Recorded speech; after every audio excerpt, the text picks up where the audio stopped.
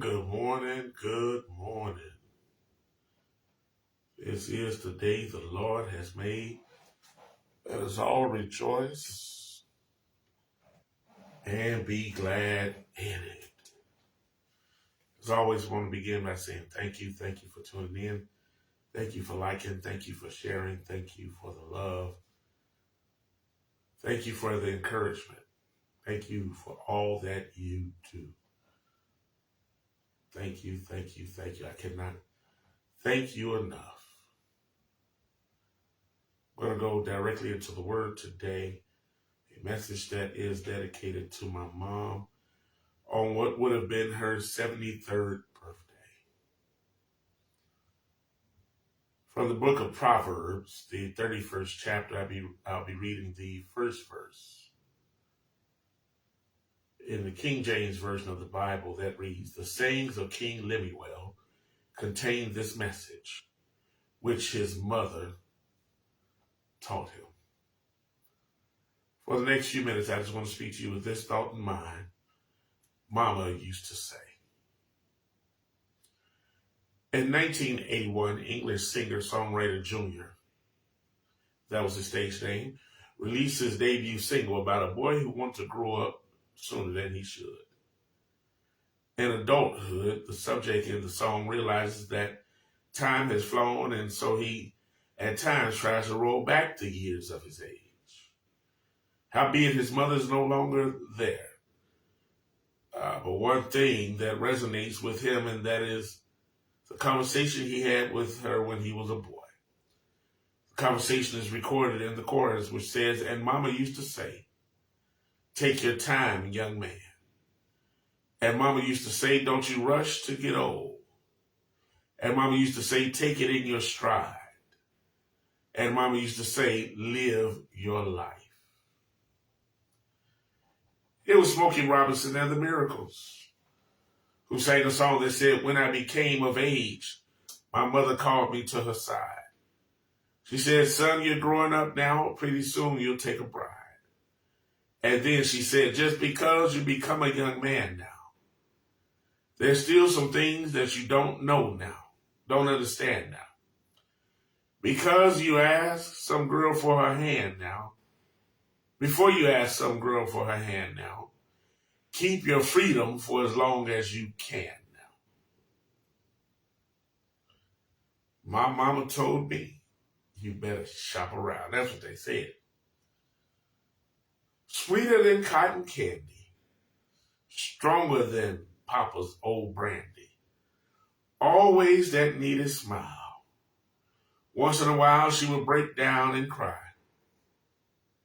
"Sadie, don't you know we love you, sweet Sadie?"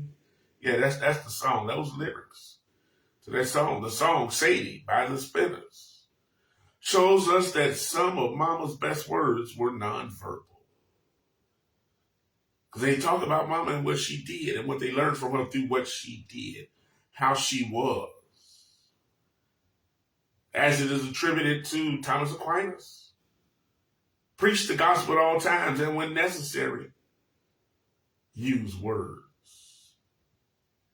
Time would not permit me to go into Tupac's "Dear Mama," Shirley Caesar's "I Remember Mama," or the countless songs that others have written and performed, memorializing and immortalizing the lessons that mamas have taught in word and in deed. Who shall find a virtuous woman? For her price is above that of rubies. Oh, we know that part of the 31st chapter of Proverbs. But how familiar are we with the remainder of that chapter? The 31st chapter of Proverbs begins by informing us that these are the words that King Lemuel's mother spoke to him. King Lemuel's mother starts off talking to him about chastity, justice, mercy, and temperance. My brothers and sisters, before she told him what type of woman he should seek, King Lemuel's mother told him what type of man he should be. Let me say that again. Before she told him what type of woman he should seek, she told him what type of man he should be. Note, men. Note, take this note, men. Before finding out what a woman brings to the table, make sure there's a table and place to bring something to. A woman having something to bring to the table and you not having a table, or having a table and she has nothing to bring to the table, both make about as much sense as a quadriplegic trying to swim across the alligator pond. When the queen of the south came to see Solomon, she didn't come empty-handed, and he gave her more than a pipe dream. She was so impressed that she said, "There's none like him." And he was so impressed that he had her throne brought to his palace. Men, you got to get you together before you try to get a woman that is together. I ain't gonna just tell the men something and not the women. Women, take note. Write this down. You have got to have something to bring to the table other than. I can't say it like my great-grandmother did. I just say faith and aspirations. Because faith and aspirations get old. They wear out. Women, expecting a man to provide the table, dress the table, set the table, and serve the table, while all you do is eat, makes about as much sense as a white-mouthed mule jumping over an open fence. Let's go back to Solomon and Makita for a second. Solomon had a lot of concubines and girlfriends, and not now one of them qualified for queen. The woman who qualified for queen had her own. She had something to offer more than faith and aspirations. She had conversation that matched his. She had a lifestyle that matched his. These other women, all they had was faith and aspiration. But she had something that matched him. Note I said she had what matched him, not he had what matched her. Stop looking for that man to match you. Match the man. That's where it's supposed to go. Stop looking for a man. The man's supposed to come find you.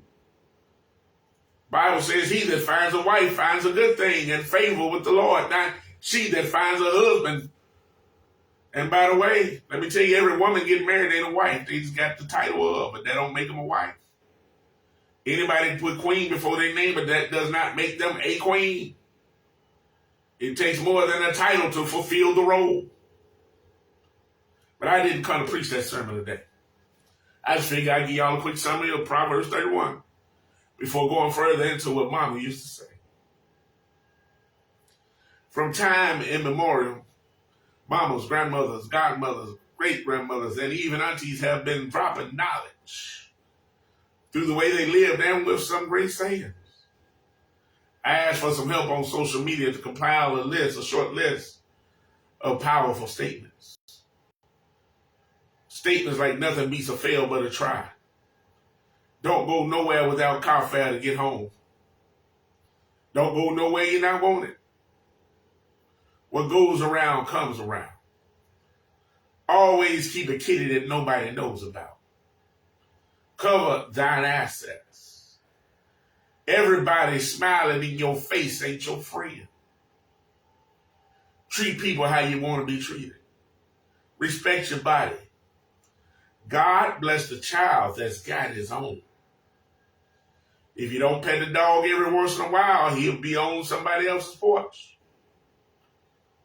You don't always have to let the left hand know what the right hand is doing. Don't tell everything you know, but know everything you tell. And if you can't change nothing, if you change nothing, then nothing will change. Let me share with you, my brothers and sisters, a few things that my mama said to me that have helped me through life, and I'll take you on home. First of all, my mom insisted on teaching me how to cook, clean, sew, pay bills, grocery shop, and do everything else that a grown man, should know how to do and be able to do. Well, she had to teach me how to cook, y'all, because I like to get up early in the morning before the crack of dawn and eat. And I'm going to wake up somebody, especially on the weekend. I'm going to wake up somebody to fix me some pancakes.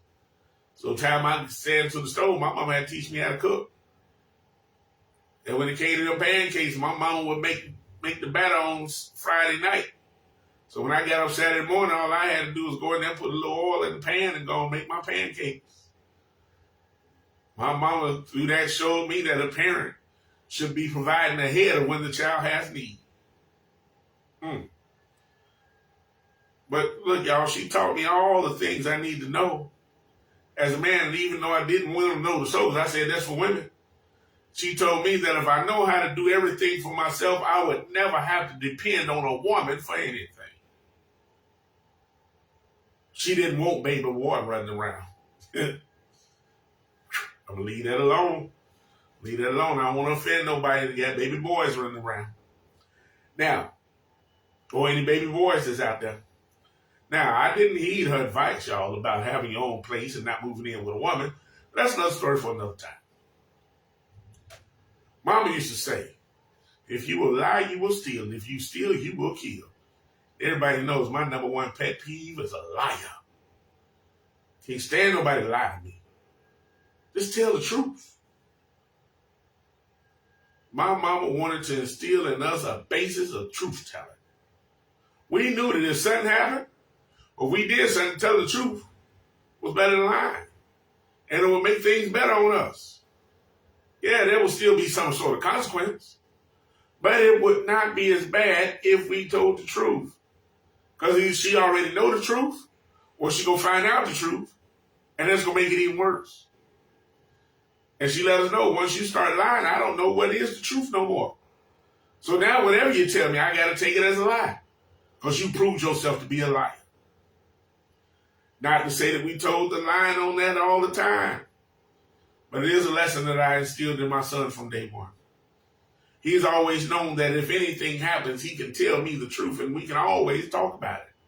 As I told him, at the moment you lie to me, takes on another tail. We go another way with this.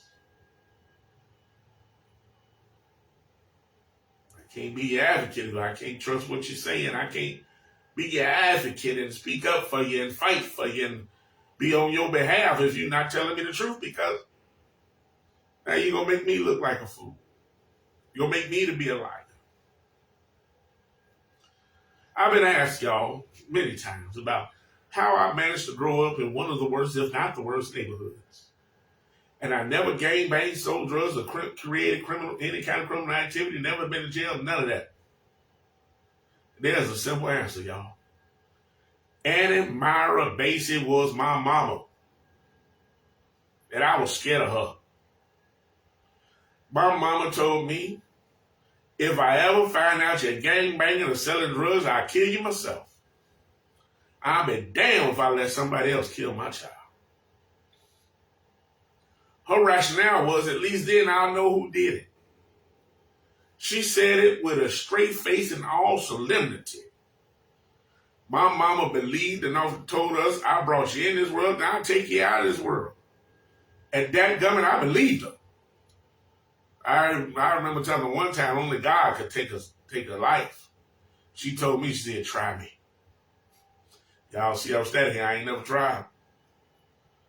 I saw my mama, y'all, work multiple jobs to make ends meet. While other kids were wearing Air Jordans, I was wearing Air Walkers. I had shoes on my feet. I saw my mama work tirelessly day in and day out to provide for us. I might not have had used on my tags. My clothes might have been used from the thrift store. But I wasn't walking around naked.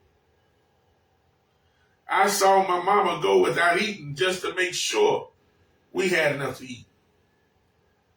I saw my mama make miracle meals. She could stretch a meal, y'all. She knew how to put some stuff together, stretch it, and make it enough to fill us up. I know what it's like to cook on a hot plate and use a hot pot because the gas is off. I know what it's like to use candles because the lights are off. I know what it's like to have a rent man threatening you and charging late fees, but we never got put out. Let me say it again, we never got put out. She might have been late. She might have had to pay extra, but she made a way. One thing she verbalized was always pay your rent. Nothing else matters if you don't have a roof over your head. I heard my mama say numerous times through her actions, we are troubled on every side, yet not distressed.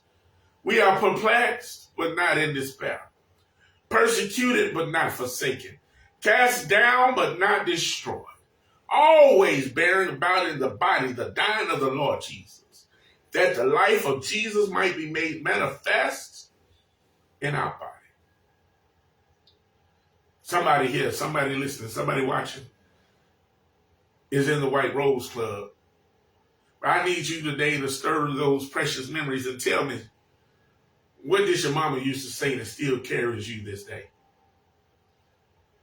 I know that not everybody in the White Rose Club, if those don't know what that is, that means your mother's no longer here.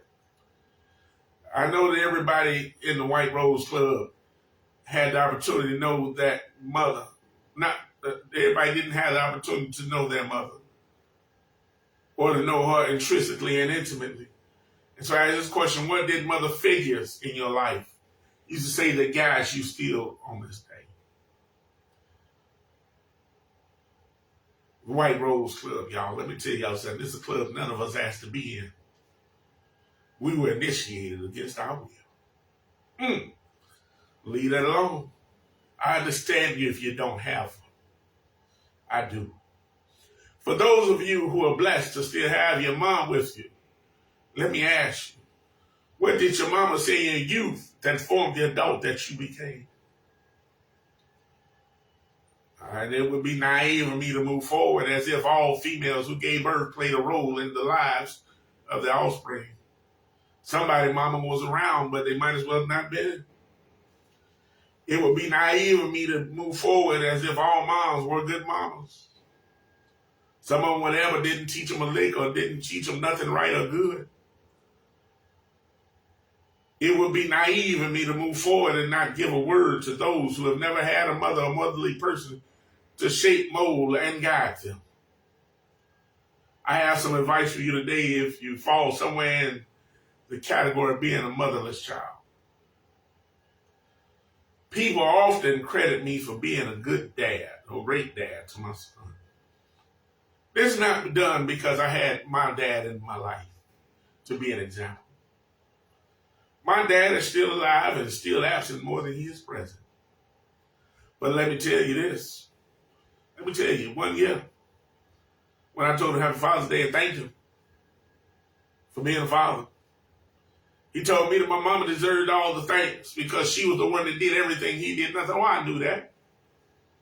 But I also knew that his example of what not to do and what not to be is what made me what I do and be. All that I ever wanted from my dad and never got, I give my son. Everything I wanted my dad to be and he wasn't, I am to my son. Everything I never got, I give, and everything I never had, my son has. Love, presence, guidance, fortitude, backing, just you name it. He has it. Just being there for the little things. Being there for the big things. He has it. My advice is that you be to others, whether they are your children or not, what you never had. Give them what you never got. And love like you always wanted to be loved. But most of all, turn that negative into a positive. Well, how do I do that, preacher? I'm so glad you asked. So let's talk about my mama again. Had my mama never moved from a building owned by a slumlord who wouldn't even fix the heater in the apartment after she had been hospitalized for carbon monoxide poisoning, we never would have moved to 7502 South Cottage Road, Chicago, Illinois, 60619. Had we not moved to 7502 South Cottage Road, Chicago, Illinois, 60619, I never would have met a family of Rastafarians. Had I never met this family of Rastafarians, I never would have learned the principle of I and I. God and I, or God and me. I and I. You heard him say it, I and I. In my young days, y'all, I would get upset when people didn't want to go where I was going to do what I was doing. And my mama would always tell me, you were born by yourself, you're going to die by yourself. I didn't get it until later in life. And when I got it, my mama was happy with the hit that I finally got it. Because when I couldn't get others to do what I was doing or go where I was going, I started saying, well, I'll go it on my all alone if I have to. She was pleased by it that I got it. But let me tell you this. Because of I and I, because of the relationship of God and I, because of God and me, I'm never alone. And because we are one, whenever we come across negative, it always becomes a positive. Well, y'all know a negative is that slash straight across. Negative. You seen that slash straight across. You seen positive like that. So as long as I got I and I, that negative becomes positive. Oh, y'all, I didn't think about it until just now looking at it. That negative becoming a cross, it takes me back to the cross. I ain't going to preach the cross this morning, y'all. I'm going to wrap it up. But that negative, and I, because he always covers the negative, becomes a positive. God is able, y'all, to turn a dead level into a living perpendicular. God is able to bring dead things to life. My God, y'all, will turn that negative to a positive. Yes, he will. I and I. God in me and I in God. Come on, y'all. The same God, y'all, that said, I'll never leave you nor forsake you. It's the same God that David was talking about when he said, if my father and my mother forsake me, then God will take me up. He'll turn my negative into a positive. I don't know about you, y'all, but I remember my mama saying, I ain't going to always be here. And when she left here in 2015, she moved out and left me, not by myself, but just with God.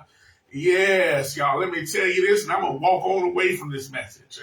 2 times in life, my mama moved away from me. One was in young adulthood, and I was living with her. She moved out of the apartment, but before she left, she talked to the landlord. And she asked if I could still stay there when she moved out of the apartment. And she moved to Oak Park. Yeah, she talked to the landlord for me. And he said, okay. And he also told her, I'll look out for her. As long as he can afford to be here, I'll look out for him. And he did. But let me tell y'all, in September 2015, I walked out of that condo talking to my mama. And I came back, my mama was gone. She wasn't in this world no more. But I do believe, y'all, that when she moved out on me, when she moved out, y'all, she talked to the landlord. And the landlord told her, I got him. Don't worry about nothing. Because my mama might be gone, y'all. But God, he has never left my side. And he never will, because God was never born. God will never die. Be blessed, my brothers. Be blessed, my sisters. I love you. God loves you. There ain't a dadgum thing you can do about it.